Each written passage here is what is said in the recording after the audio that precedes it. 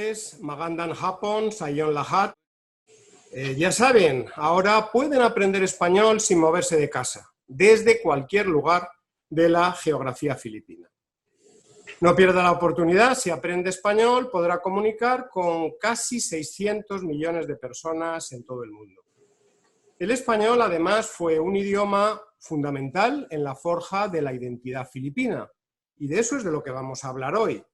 Si todavía no domina el español, como para seguir todos los comentarios interesantes de nuestro invitado, en la parte de abajo de su pantalla tiene una bola del mundo donde podrá elegir la opción de seguir. And you can opt to follow us in English. You can also, as you know, you can make questions to our guests. Also, on the bottom part, you have that key. Q&A. Es la oportunidad de saber muchas cosas sobre la identidad filipina.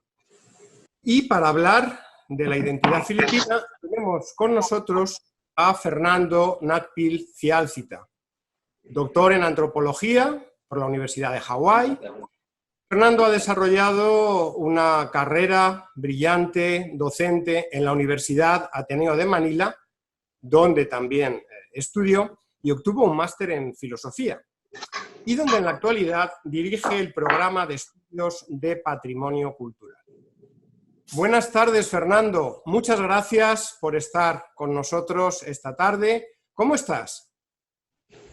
Muy bien, Javier.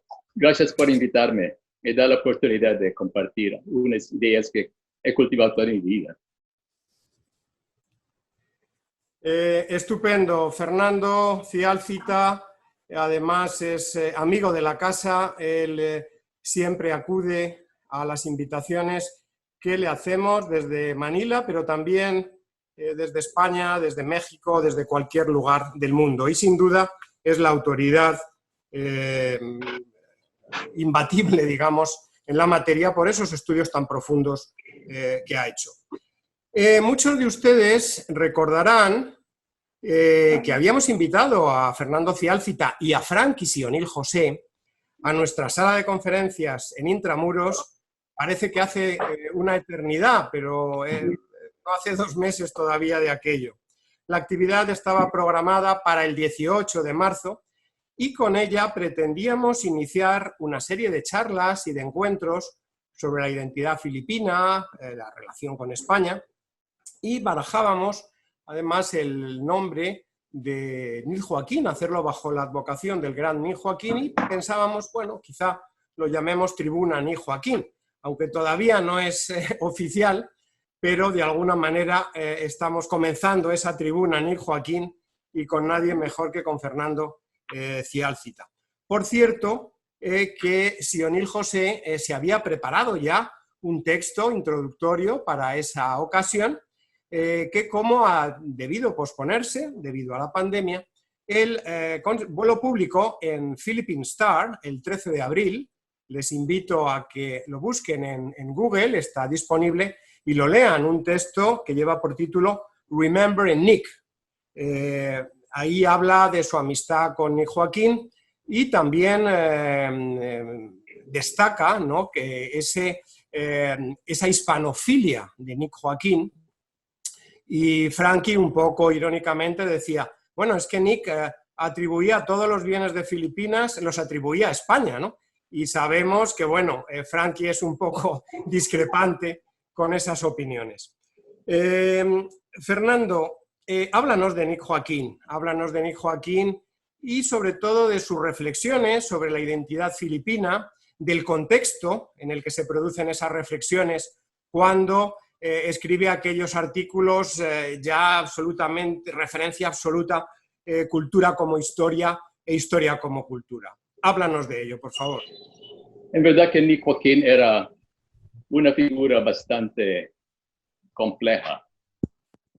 No solo habla de las contribuciones positivas de España, pero también habla de las influencias negativas de España. Alaba al fraile, al soldado español, pero también alaba a la revolución filipina, a los katipuneros, los separatistas y a los revolucionarios del ejército del general Aguinaldo. Tiene una mirada muy dialéctica hacia la historia. Me gusta lo que una vez escribió Nicoquín. Se pregunta qué es el filipino. ¿Somos del este o del oeste? Él contestó que no somos del este o del oeste, no somos del norte o del sur. Somos de todos. Somos un griffin en inglés. Es decir, ese animal con cabeza de león, cabeza de águila, con alas de águila y con cuerpo de león. Combinamos los incomparables. Así es Nicoquín para pensar. Muy bien. Tus libros y ensayos son ya un referente inevitable para todo aquel que se interese por la cultura filipina. Quizá, bueno, como antropólogo interesado, muy interesado por la arquitectura, por el urbanismo, no vamos a hablar hoy, quizá en otra ocasión, sobre tus trabajos sobre la arquitectura, sobre el urbanismo, sobre las plazas, por ejemplo, pero es inevitable, hablando de Fernando Ciálcita, pues citar el Philippine Ancestral Houses en 1810-1930, del que, por cierto, se cumplen ahora 40 años de su publicación, ¿verdad, Fernando? 1980, 40 años nada menos.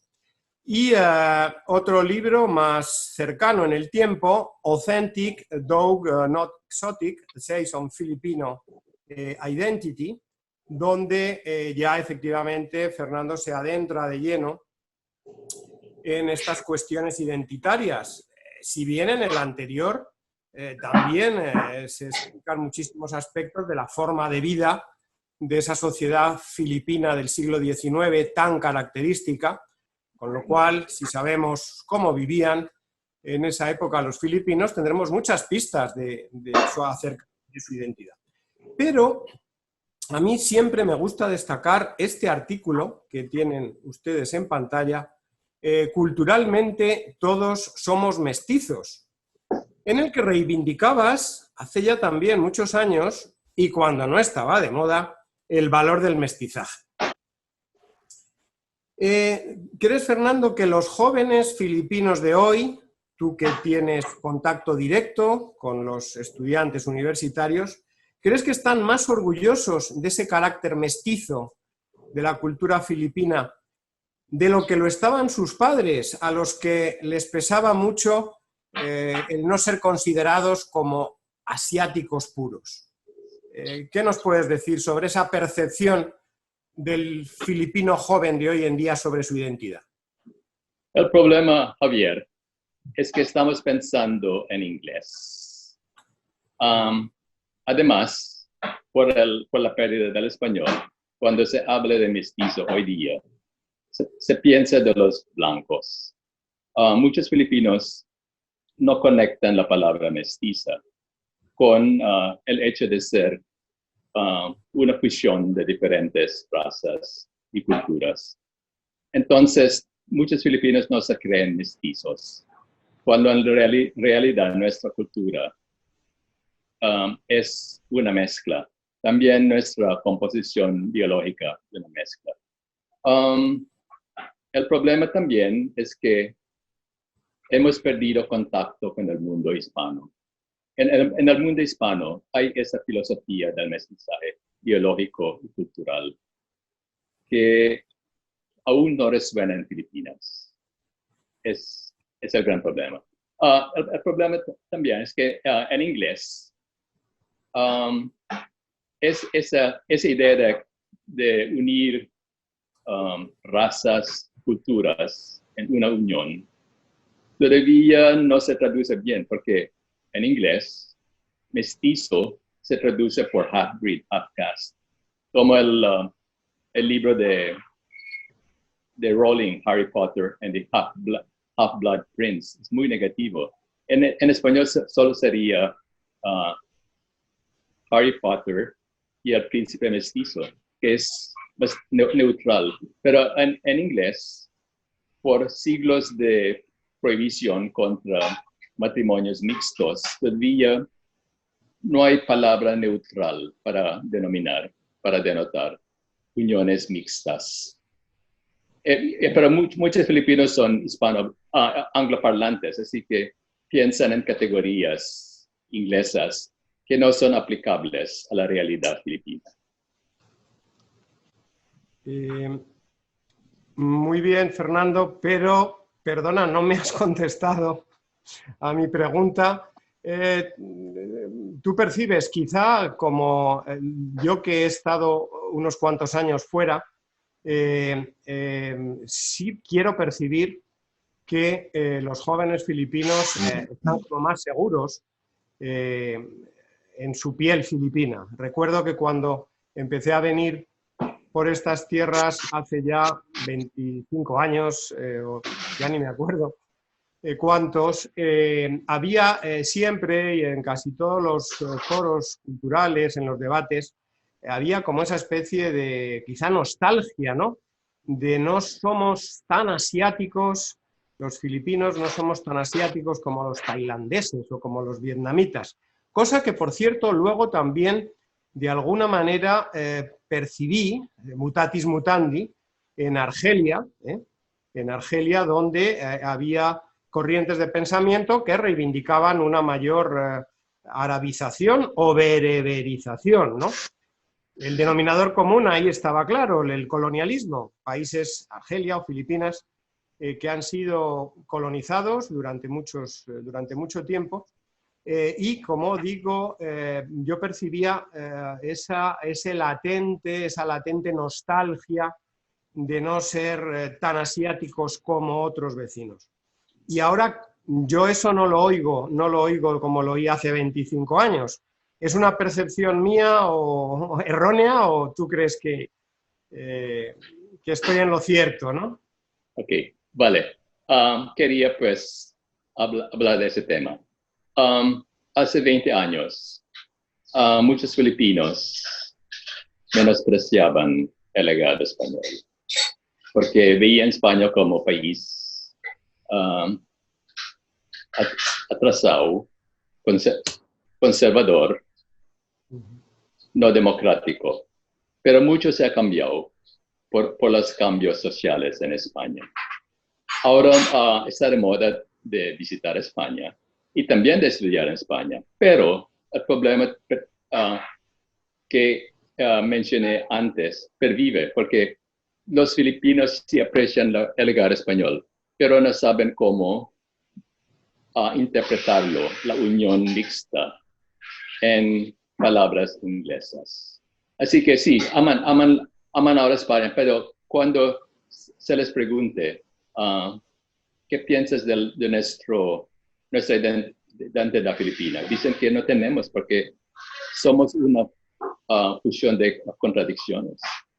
Así que todavía hay ese problema.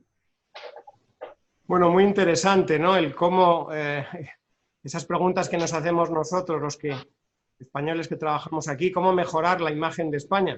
Y que quizá la respuesta sea mejorando nosotros mismos, ¿no? Cuando España realmente se convirtió en su momento en una democracia de pleno derecho, total en las instituciones europeas, etc. Parece que la percepción mejoró mucho. Bueno, vamos ya con preguntas. Sí, adelante. Si puedo interrumpir. Quería decir que quizás una manera de resolver ese problema es mencionar directamente, francamente, la diferencia entre el concepto español de la nacionalidad y el concepto británico y holandés de la nacionalidad. Porque, como decía, mestizo o mestizaje se aceptan en español, pero aún en Estados Unidos, en países angloparlantes, ese concepto no resuena porque tratan de traducirlo al inglés, dando half-blood, half-caste. Así que hay esa tensión me parece que los del Instituto Cervantes deberían hablar abiertamente de cómo se distingue mestizo, mestizaje de traducciones inglesas que son muy peyorativas. Tomamos nota y lo pasamos a nuestro departamento académico para distinguir los términos. La verdad es que es muy importante la denominación que damos a los conceptos y a las cosas. Y esto me da pie, en lo que acabas de comentar, a pasar a la próxima pregunta, precisamente a diferenciar esa manera de colonizar de los españoles, que tuvieron los españoles con respecto a otras potencias europeas. El filósofo español Julián Marías, cuya obra bien conoces, Fernando, utilizaba una imagen botánica para diferenciar la naturaleza de la intervención de España en América de la intervención británica. Y él decía que la intervención española fue para él un injerto, mientras que la británica un trasplante. ¿Qué opinas al respecto, Fernando? ¿Crees que la intervención española, parafraseando a Marías en Filipinas, fue también una operación de injerto? Sí, fue más bien un injerto, porque Julián Marías se refiere al fenómeno de mestizaje, tanto biológico como cultural, que no se aceptó en las colonias británicas y holandesas, porque en las colonias británicas y holandesas, en primer lugar, no se difundió el Evangelio hasta más tarde, a fines del siglo XVIII, mientras que en las colonias españolas, desde el comienzo, la Iglesia trató de convertir a los naturales a la nueva fe, que servía de ideología para el imperio. Al mismo tiempo, el rey Fernando el Católico ordenó a sus soldados a que se casaran con las mujeres indígenas, porque quería un imperio con una fusión mixta. El matrimonio mixto era una de las piedras angulares del imperio español, no como en el imperio británico y holandés, que siempre se veía con desdén.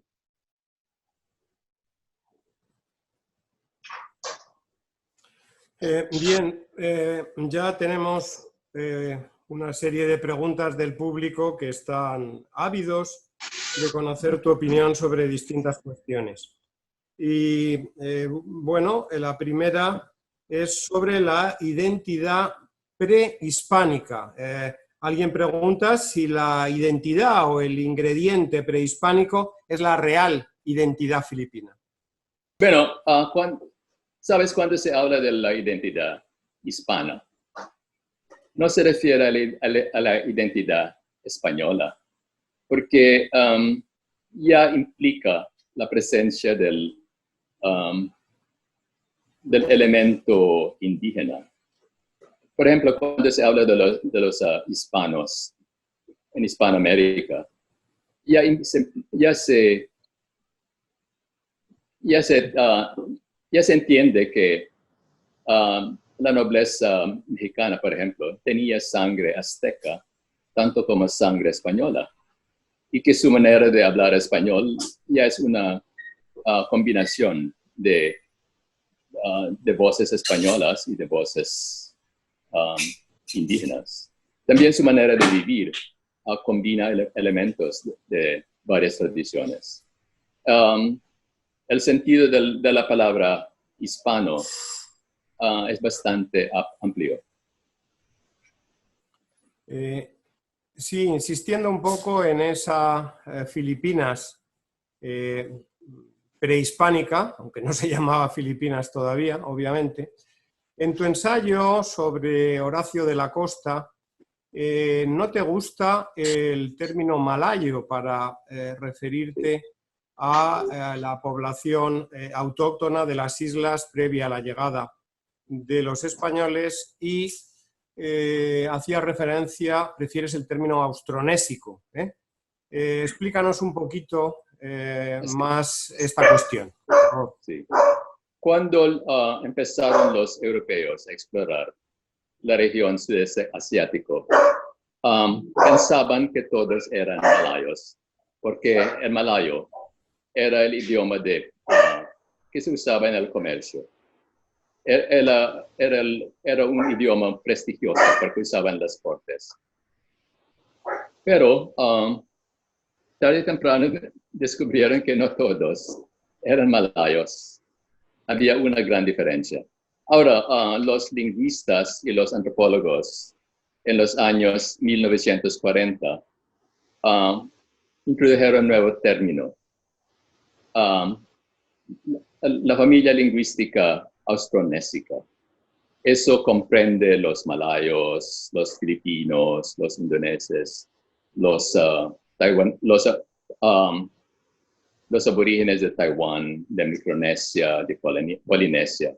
Y según la teoría que los lingüistas y los antropólogos han hecho, esa familia lingüística originó en Taiwán hace 5,000 años y después poco a poco se migraron a Luzón y desde allí migraron a la península malaya, a Indonesia, a Micronesia, hasta llegar últimamente a Polinesia. Es un término más corriente. Malayo es muy erróneo para describir a Filipinas. Bueno, pues muy interesante esta afirmación.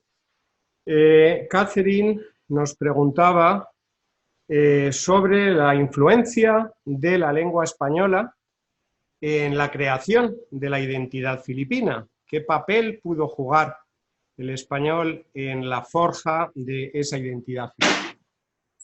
Muy importante fue el papel del idioma español porque antes no había lengua que los filipinos compartían. La lengua franca durante todo el periodo español era el español. Si los filipinos que habían estudiado en Manila hablarían el tagalo, que es el idioma de la cabecera, pero me parece que los cebuanos hubiesen preferido hablar en español con los tagalos y los ilocanos. Como suele pasar ahora, mis amigos cebuanos, que son muy educados, prefieren contestarme en inglés que en tagalo. Entonces, el español era la lengua franca. Bueno, el español ha dado una otra capa de unidad lingüística a los filipinos.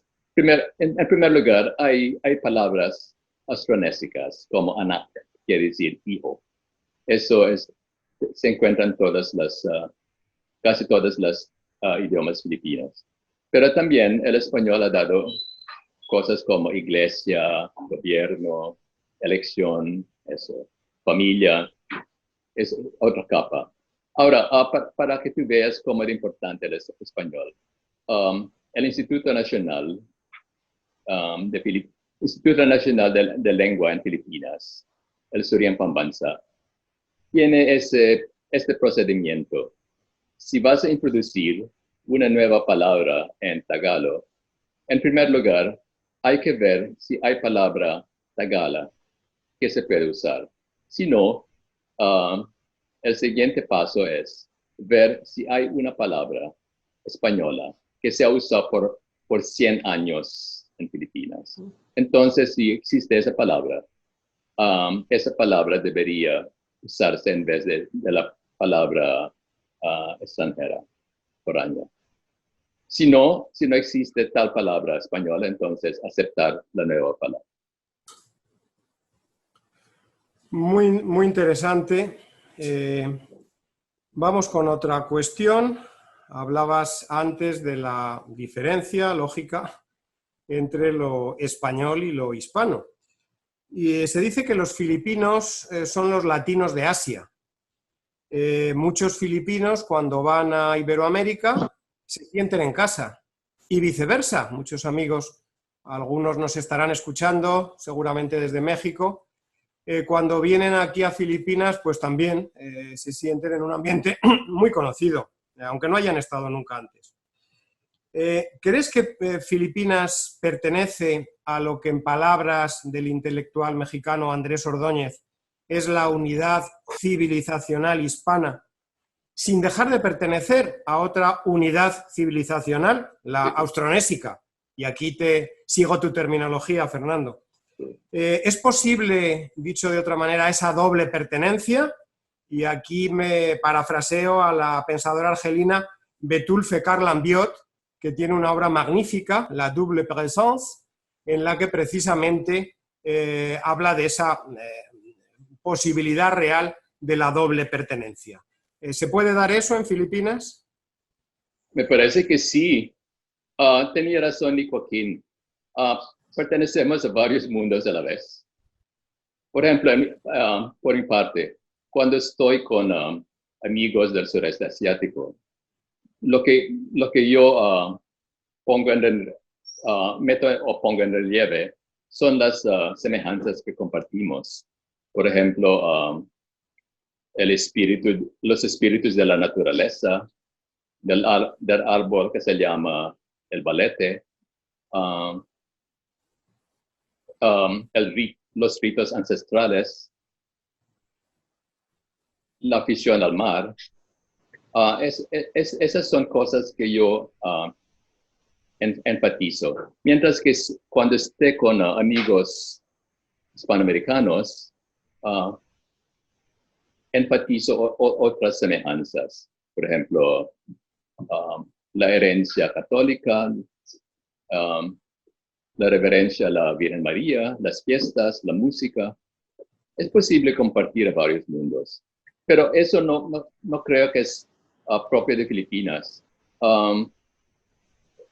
Me parece que muchas culturas en realidad son mixtas.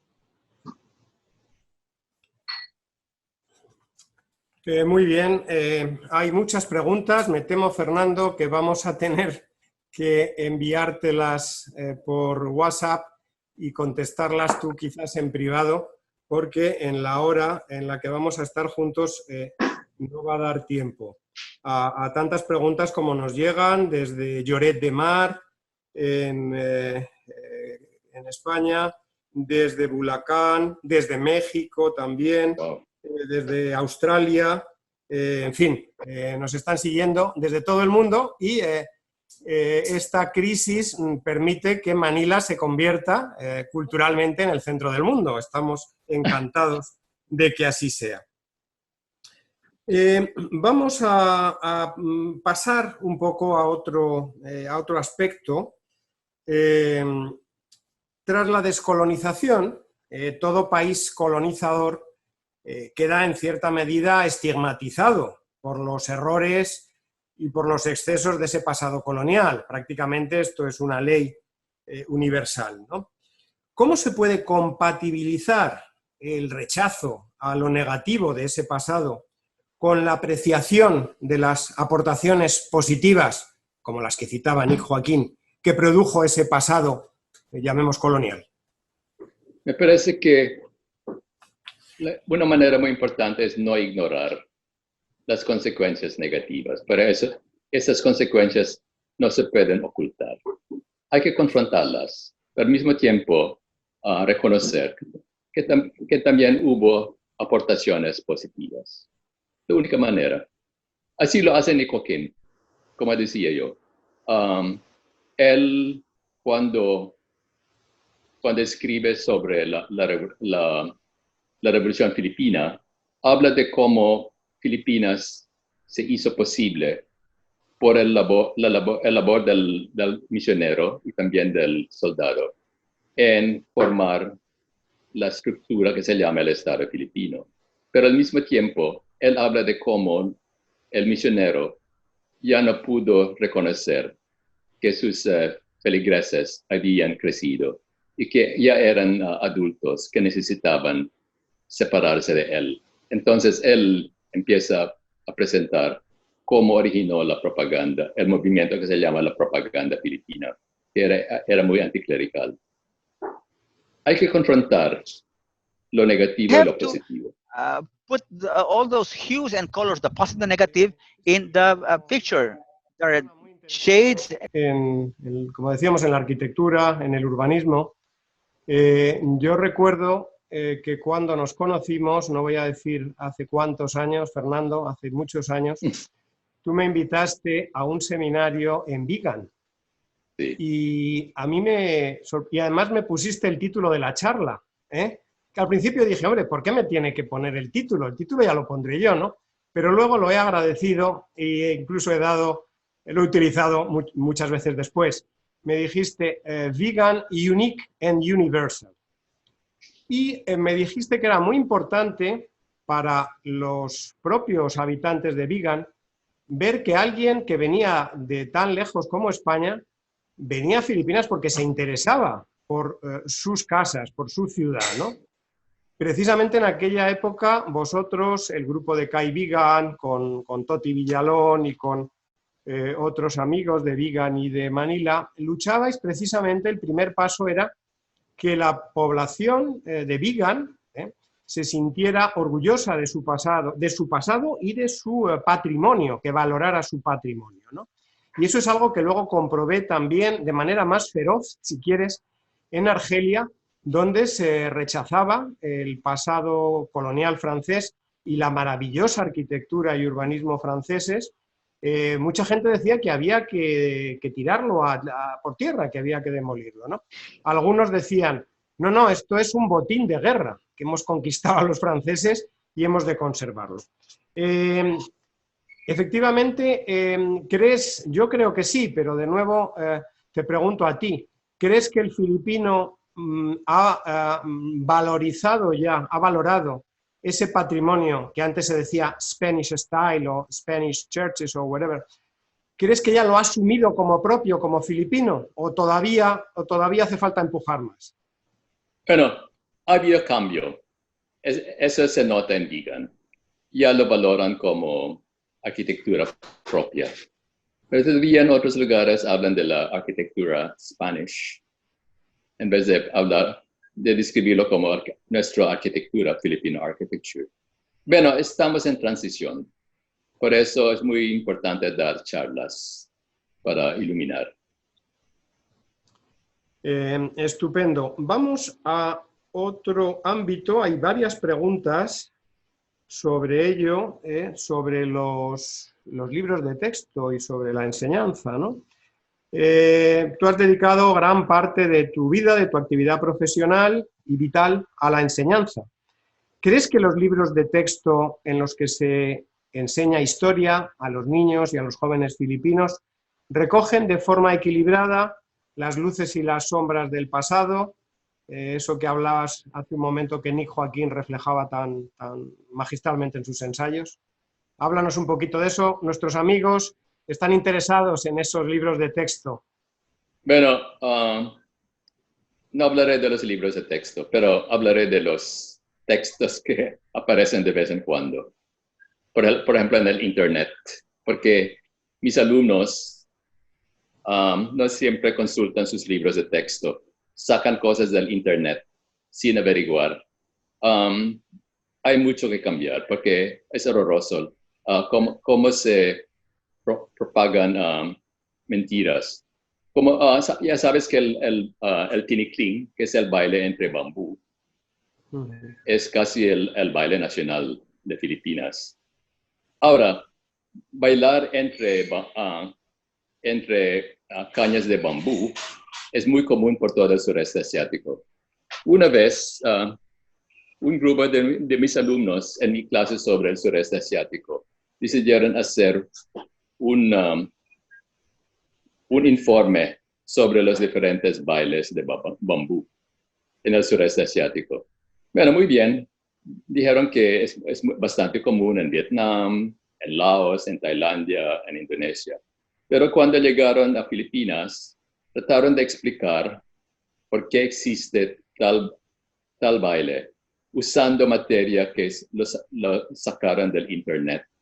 Según este articulito que sacaron del internet, la razón dice por qué los filipinos bailan en cañas de bambú, es porque un encomendero obligó a los naturales a bailar entre esas cañas como castigo. Así, mis pobres alumnos lo tomaron como la verdad. Tuve que corregirlo, pero no sé si estaban convencidos de mis palabras.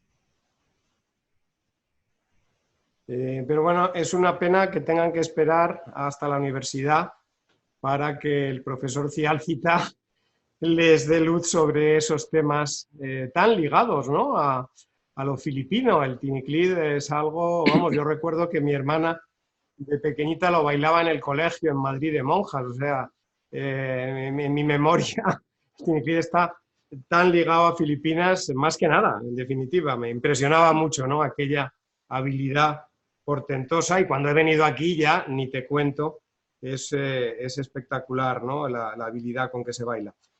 Hay una pregunta muy interesante desde Bulacan. Choi nos dice: en Bulacan había muchos chinos mestizos o sangleyes, y ahora también hay muchos Gatchalian, Si, Chua y nombres combinados, Chua Santos. Dice, bueno, todos son chinos en la población de esta provincia, y sin embargo esta provincia, Bulacan, es uno de los pilares de la lengua tagala. Nos pregunta Choi, ¿cómo se explica? Bueno, tener una élite mestiza de Sangley, mestizo chino, no contradice el hecho de que Bulacan es una de las cunas de la literatura tagala. Sí, por ejemplo, en muchos pueblos de Filipinas, por ejemplo en Vigan, o en Malolos, o en Iloilo, el barrio donde más se encuentran caserones del siglo XIX, casas hermosas, espléndidas, suele ser el barrio de los sangleyes de chino. Perdón, el barrio de los mestizos de Sangley, porque los mestizos de Sangley eran hijos de padres chinos y de madres nativas, y tenían un talento en empezar sus propias empresas y de subir socialmente. Entonces, en Malolos, ese barrio donde se encuentran casas grandes y bellas, se llama hasta ahora Kamestizuhan, pero también lo llaman Kasanglayan, es decir, de los mestizos de Sangley. Pero ya no actúan como chinos, hablan en un tagalo muy bello. Pasa, o lo apuntabas, pasa un poco lo mismo en Vigan, ¿no?, donde se Sí. habla de las casas españolas, pero en realidad los barrios Mestizo y Gobantes, incluso se ve también en la arquitectura esa influencia china, ¿no?, de esos comerciantes chinos, ¿verdad? Sí, verdad, lo mismo en Vigan. El barrio mestizo en Vigan es más bien el barrio de los mestizos de Sangley. Claro, claro. Seguimos con más preguntas. Según Álvarez Junco, que probablemente es el autor español contemporáneo, actual, vivo, que con más lucidez ha tratado el tema de la identidad, según él, una identidad, la forja de una identidad nacional, requiere de la creación de mitos, mucho más ligado a lo emocional que a lo racional histórico. Nos aproximamos a la conmemoración del 5º centenario de la llegada de los españoles a Filipinas, la expedición de Magallanes, que luego completaría Elcano. Y y la figura del Lapu-Lapu cobra pues una especial importancia y además es objeto de polémica. Llevamos ya unos meses con diferentes debates sobre la figura medio legendaria, medio histórica del Lapu-Lapu. ¿Puede ser ese el caso del Lapu-Lapu, un caso de creación de un mito para poner un origen, digamos, a la identidad nacional? Como, por ejemplo, en España puede ser el caso de Don Pelayo o del Cid. Háblanos un poquito de esa figura del Lapu-Lapu, hasta cierto punto histórica, pero recreada, ¿no?, por el imaginario filipino. El problema es que no se sabe mucho de Lapu-Lapu. Bueno, mi amigo Daniel Gerona ha estudiado bastante la historia de Lapu-Lapu, pero no conozco bastante sus nuevas obras, así que no puedo comentar. Pero de lo que veo, el problema de Lapu-Lapu es que poco se conoce de él hasta ahora. Es mi opinión. No como la figura de Pelayo. Mucho se sabe de él porque pudo derrotar a los musulmanes. Quiere decir, transformó las cuevas de Covadonga en un reducto, donde empezó la reconquista de España. Es muy diferente el caso de Lapu-Lapu. Pero hablando de Lapu-Lapu, quería introducir algo que dijo Nick Joaquín, que es un artículo que me parece todos los filipinos deberían leer. Dijo que somos a la vez Umabun y Lapu-Lapu. Umabun era el jefe que acogió a Magallanes. Lapu-Lapu era el jefe que mató a Magallanes. Dijo él que somos anticatólicos, somos católicos y anticatólicos, clerical y anticlerical, cristiano y pagano a la vez. Así somos. Bueno, genial, como siempre, Nick Joaquín, con esa clarividencia, y además expresada de esa manera literaria tan magnífica.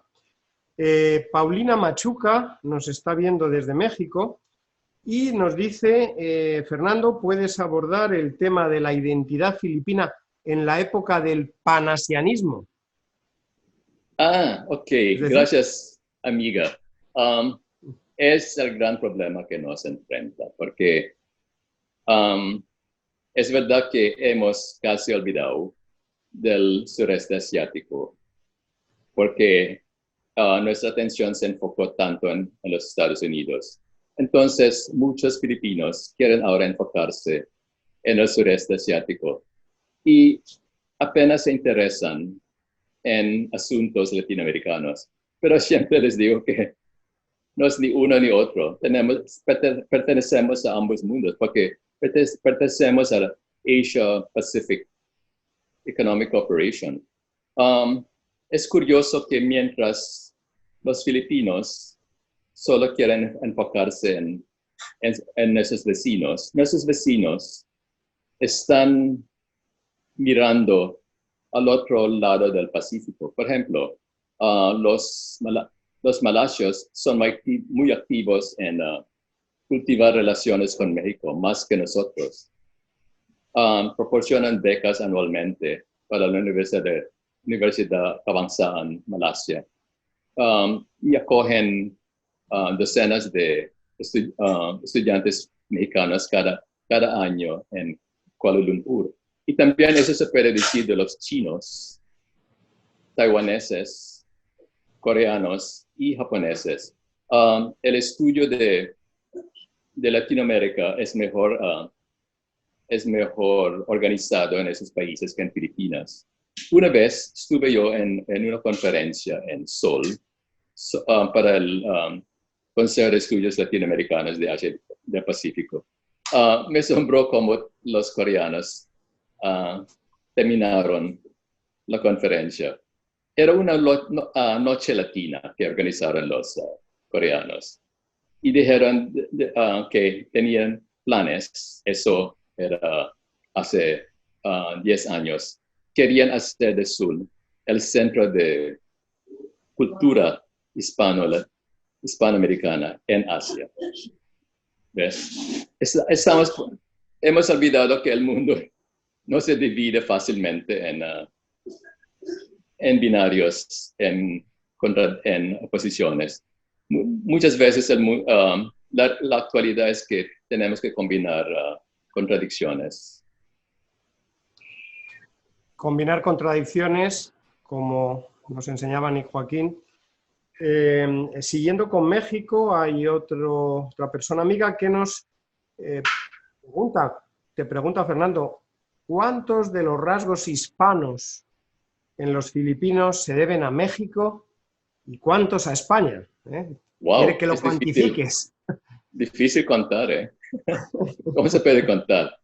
Bueno, de seguro que hay tantos rasgos mexicanos en nuestra cultura filipina que antes se atribuía a los españoles. Hasta ahora se habla del Spanish chocolate, es más bien el Mexican chocolate. Es el plato favorito de muchos filipinos para el desayuno, es el champurrado, que es una mezcla de chocolate con arroz empalagoso, con leche y con pedacitos de pescado frito. La idea viene de México, no de España. Y muchas, por ejemplo, nuestra novena que se llama Simbang Gabi, Misa de Gallo, que antecede la celebración del día de la Navidad. Esa idea me parece que viene de México, de celebrar 9 días antes de la Navidad. Y también en Filipinas he notado que durante el Día de los Muertos vamos a pasar todo el día en el cementerio. Eso no es español, eso es muy mexicano. Hablabas antes de Corea y también un amigo nos dice que los medios de comunicación, Internet, influyen mucho en nuestra cultura hoy en día y, por ejemplo, la música coreana está pegando muy fuerte, las novelas, las obras coreanas de televisión, y dice algo un poco sorprendente: ¿podemos aceptar la cultura coreana ya como parte de la cultura filipina? Es curiosa la pregunta. Se tiene que pensar. Pero yo sé que yo soy muy partidario de la serie coreana. Me gustan. Sobre todo de las películas históricas. Bueno, otro amigo nuestro y amigo tuyo, Florentino Rodao, nos está siguiendo, el catedrático de la Complutense. Dice que tienes una obra magnífica y te felicita. Y él te pregunta sobre los diferentes conceptos de raza en Filipinas. Sí. El problema es que muchas veces nuestro concepto de raza no ha evolucionado, porque en antropología el concepto de raza es esto, que es un variante dentro de una especie, es un variante. Las uniones entre razas no son anormales, pero algunos de mis paisanos todavía piensan en términos muy conservadores, que creen que algo es anormal cuando se mezclen razas. Bueno, seguro que tendrás ocasión de comentar con Florentino, con Tino, sobre este tema entre académicos. Un amigo también nos dice, ¿estás de acuerdo en que si borramos los elementos hispanos en nuestra cultura, dejaríamos de ser filipinos? Hasta ese punto, pregunta nuestro amigo. La unidad filipina se consiguió por las leyes hispanas que todavía siguen siendo las nuestras. Por ejemplo, el Código Civil de Filipinas se inspiró en el Código Civil de España. Eso no se puede quitar sin disolver la unidad filipina. También nuestro sistema administrativo en Filipinas es de la época española, eso de organizar el país alrededor de barrio, municipio, provincia. Eso viene de la época española. Sí, los filipinos reconocen como un valor indiscutible de la presencia española la transmisión de la fe católica. Eso lo comprobamos en cada momento, aunque no todos los filipinos son católicos. Sin embargo, no reconocen de igual manera, como sí hacía Nick Joaquín, lo que acabas de comentar, ¿no? La transmisión de ese germen de una identidad nacional. ¿A qué crees que se debe esto, no? Todos reconocen que el aporte español es la fe católica, pero ya no es tan fácil admitir que durante la presencia española, o si quieres contra España también, podríamos formularlo así, se forja esa identidad filipina. Y es, sí, bueno, la fe católica puede dar unidad a diferentes etnias dispersas, pero me parece que tenemos que andar con cuidado hablando del elemento católico, porque no todos los filipinos ya son católicos.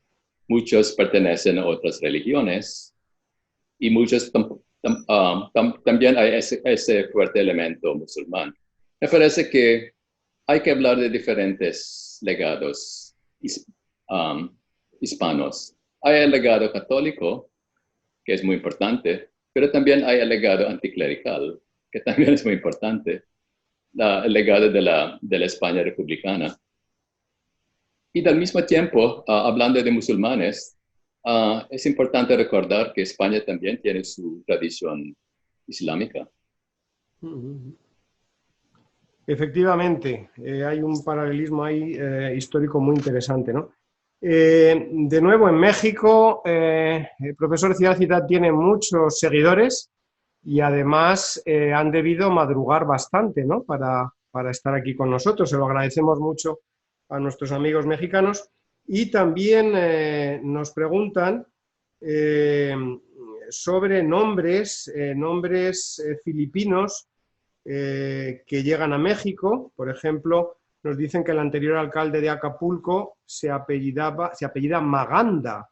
Y también nos dicen platícanos, háblanos de los nahuatlismos en la lengua tagala. Nahuatlismos en la lengua tagala. Bueno, mi favorita es la palabra tatay y nanay.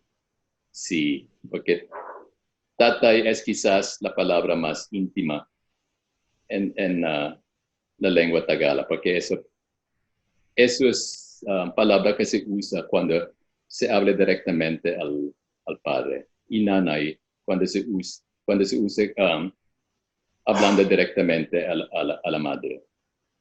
Eso viene del nahuatl.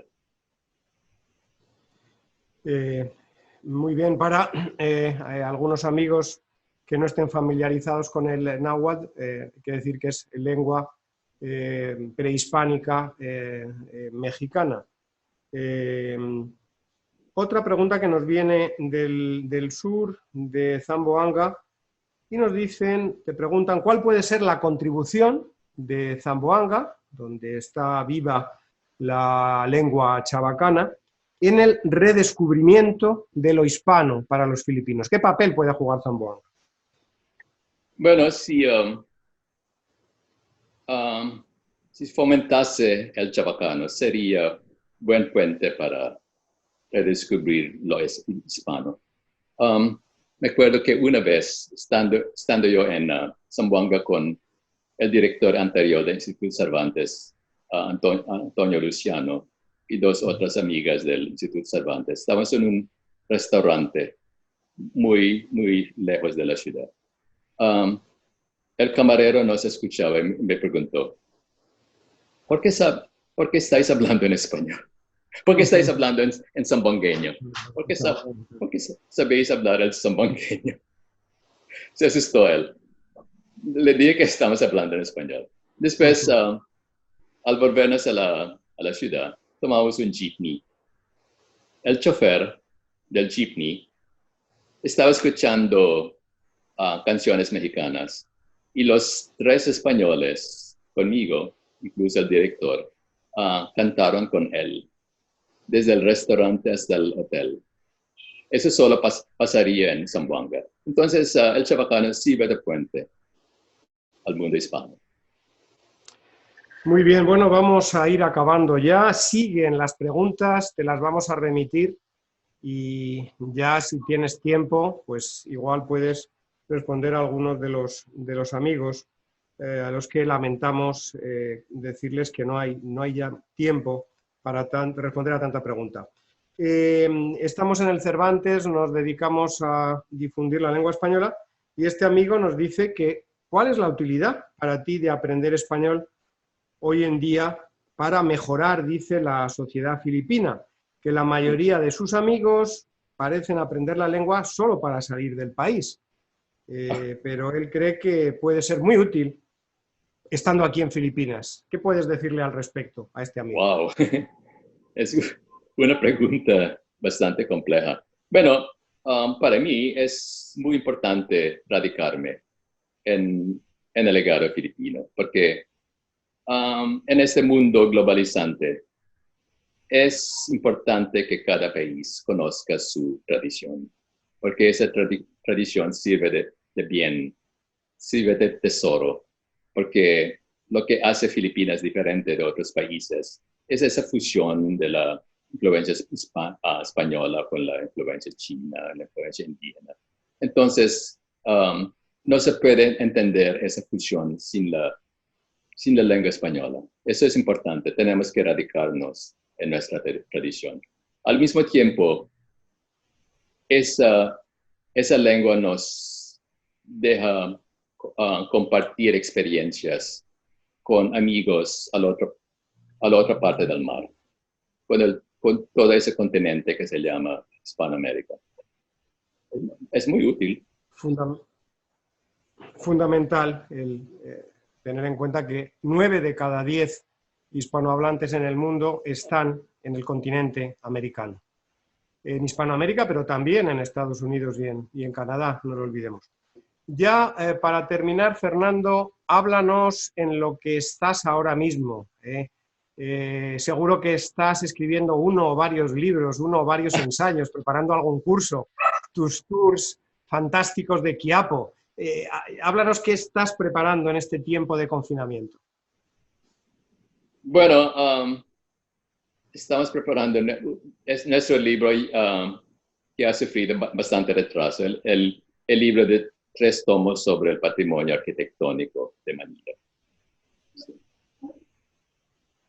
Bueno, estupendo. Esperamos entonces impaciente la aparición de ese libro y ¿por qué no presentarlo en el Instituto Cervantes?